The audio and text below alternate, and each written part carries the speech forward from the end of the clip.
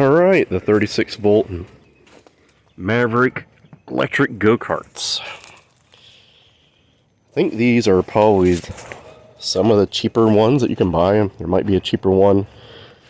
But the reason I chose this one is because it has set 3 selectable speeds with this key switch here.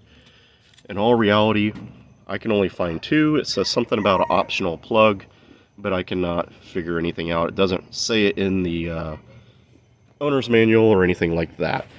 It does have forward, park, and then reverse. Has an actual brake that's cable operated, and there's an electric switch on there to kill the motor, I believe, when they step on the brake.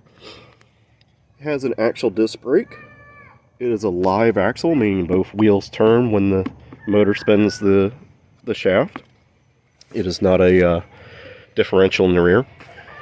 It has, mainly we're looking for something with a little bit of protection. Now this is not going to really save them if they fall off a mountain. More what we were looking for is something if they bump into a low hung tree branch, like something over here. If they bump into that, I don't want their head to be the first thing it hits. So that was kind of the things that sold me on this. Quality is kind of hit or miss. We bought 3 of them, and all 3 assembled pretty easily. Basically, the upper cage needs to be assembled, which is this back bars is filled down. You pull it up, put the little tail piece on there, put the roll bars on the front, steering wheel on it, and the wheels, and you're pretty much done. That's about the gist of it. The thing we found is these U-joints. This one was completely loose, and that one was completely loose on all 3.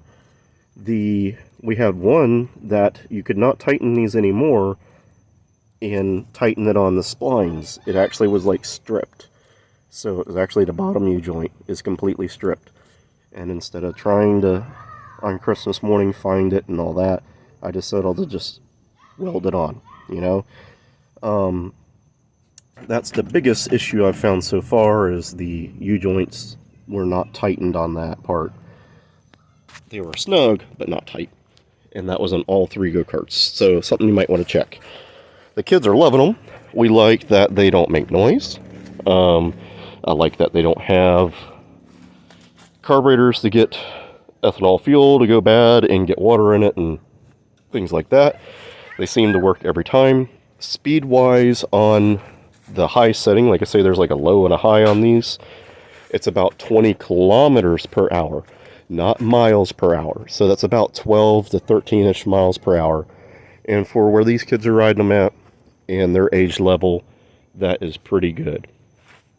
But it's a fair buy. Like I say, just make sure you nut and bolt it, go through and make sure everything is tight, as some of it is not tightened all the way from the factory. The next thing was the seat belts are worthless that they come with. They just have a lap belt going from here to the other side, and they are less quality than what you find in a shopping cart. Okay, so if that gives you any idea. And I bought these other ones on Amazon, which are way too long. I had to double up the strapping here, which is not the greatest, but that's what we got to do for right now. Plus I had to make a mount in the back for the upper part. I wanted something to keep their chest from going into the steering wheel if they did hit a tree. So, you know, that's another thing. Seat belt and nut and bolt the thing. Other than that, they're working well. Like I say, they said there's a 3 speeds on it. I've only found it to have 2, and I cannot find the optional plug, it says, to make it go to the 3rd speed. I think it just has medium or high now. Anyways, boys and girls, thanks for watching. Please like and subscribe, and I'll give a long-term update once we get there.